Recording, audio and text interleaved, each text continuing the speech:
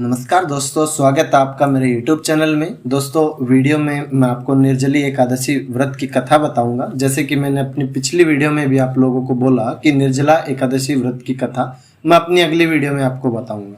अगर आपने वो वीडियो नहीं देखी तो मेरे YouTube चैनल पर जाइए और वहाँ से आप वीडियो को देख सकते हैं। तो दोस्तों, निर्जला एकादशी व्रत का पौराणिक महत्व और आख्यान भी कम रोचक नहीं है।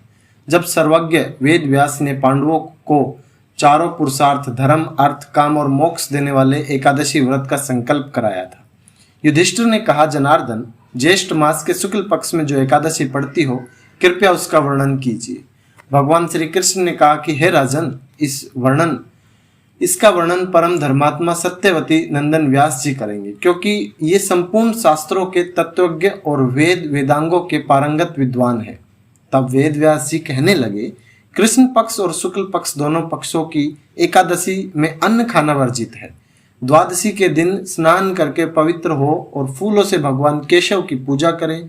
फिर नित्य कर्म समाप्त होने के पश्चात पहले ब्राह्मणों को भोजन देकर अंत में स्वयं भोजन करें। यह सुनकर भीमसेन बोले, परम बुद्धिमान पितामह, मेरी उत्तम बात सुनिए।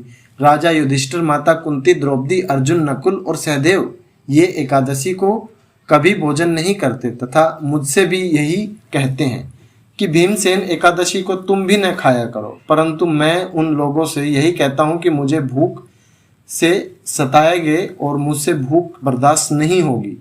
तब भीमसेन की बात सुनकर व्यास जी ने कहा कि यदि तुम नरक को दूषित समझते हो और तुम्हें स्वर्ग लोक की प्राप्ति अभीष्ट है और तो दोनों पक्षों की एकादशियों के दिन भोजन नहीं करना। भीमसेन बोले, महाबुद्धिमान पितामह, मैं आपके सामने सच कहता हूँ, मुझे एक बार भोजन करके भी व्रत नहीं किया जा सकता, तो फिर उपवास करके मैं कैसे रह सकता हूँ। मेरे उदर में वृक नामक अग्नि सदा प्रज्वलित रहती है, अतः जब मैं बहुत अधिक खाता हूँ तभी यह शांत होती है। इसलिए हे महामुनि, मैं पूरे वर्ष भर में केवल एक ही उपवास कर सकता हूँ, जिससे स्वर्ग की प्राप्ति सुलभ हो तथा जिसके करने से मैं कल्याणकारी का भागी हो सकूं। ऐसा कोई एक व्रत निश्चय करके बताइए, मैं उसका यथोचित रूप से पालन जरूर करूंगा। व्यास जी ने कहा, भीम, ज्येष्ठ मास में सूर्य वृष राशि पर हो या मिथुन राशि पर शुक्ल पक्ष में जो एकादशी हो, उसका यत्न पूर्वक निर्जल व्रत करो। केवल कुल्ला या आचमन करने के लिए मुख में जल डाल सकते हो। उसको छोड़कर किसी प्रकार का जल विद्वान पुरुष मुख में न डाले, अन्यथा व्रत भंग हो जाता है। एकादशी के दिन सूर्योदय से लेकर दूसरे दिन के सूर्योदय तक मनुष्य जल का त्याग करे तो यह व्रत पूर्ण होता है। तदनंतर द्वादशी को प्रभात काल में स्नान करके ब्राह्मणों को विधि पूर्वक जल और स्वर्ण का दान करे।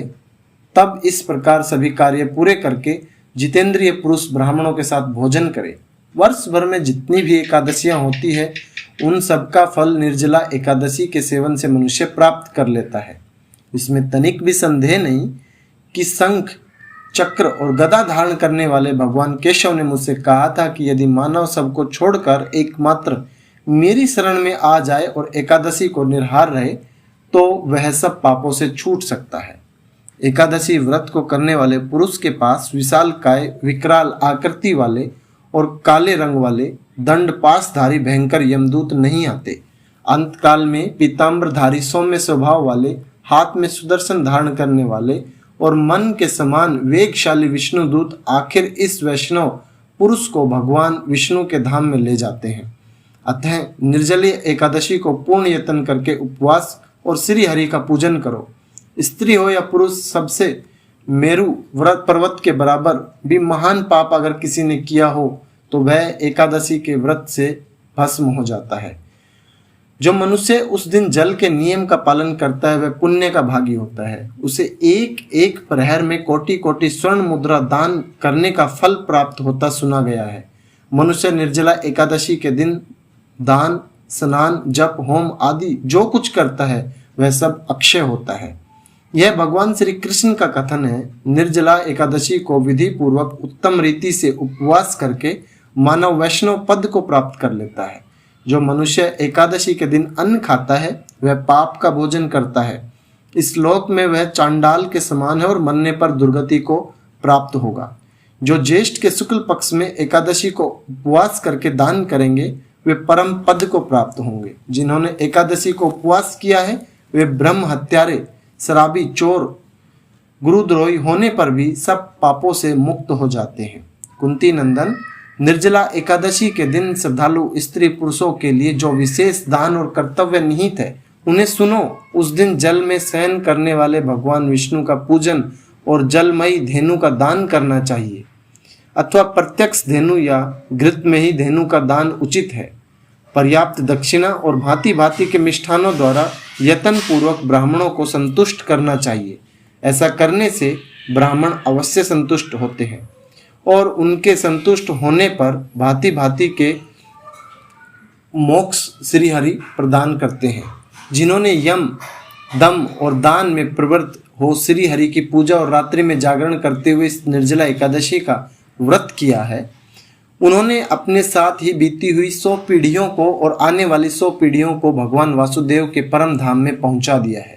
निर्जला एकादशी के दिन अन्न, वस्त्र, गो, जल, सैया, सुंदर आसन, कमंडलू तथा छाता दान करना चाहिए। जो श्रेष्ठ तथा सुपात्र ब्राह्मण को जूता दान करता है वह सोने के विमान पर बैठकर स्वर्गलोक में प्रतिष्ठित होता है। जो इस एकादशी की महिमा को भक्ति पूर्वक सुनता अथवा उसका वर्णन करता है वह स्वर्गलोक में जाता है। चतुर्दशी युक्त अमावस्या को सूर्य ग्रहण के समय श्राद्ध करने पर मनुष्य जिस फल को प्राप्त करता है वही फल इसके श्रवण से भी प्राप्त होता है। पहले दंत धावन करके यह नियम लेना चाहिए कि मैं भगवान केशव की प्रसन्नता के लिए एकादशी को निराहार रहकर आचमन के सिवा दूसरे जल का भी त्याग करूंगा।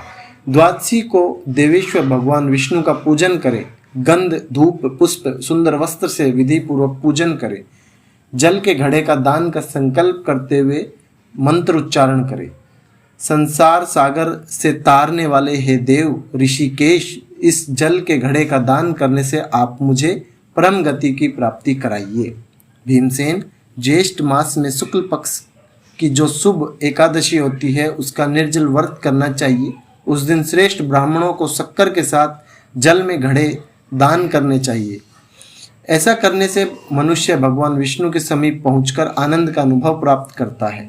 तत्पश्चात द्वादशी को ब्राह्मण भोजन कराने के बाद स्वयं भोजन करे।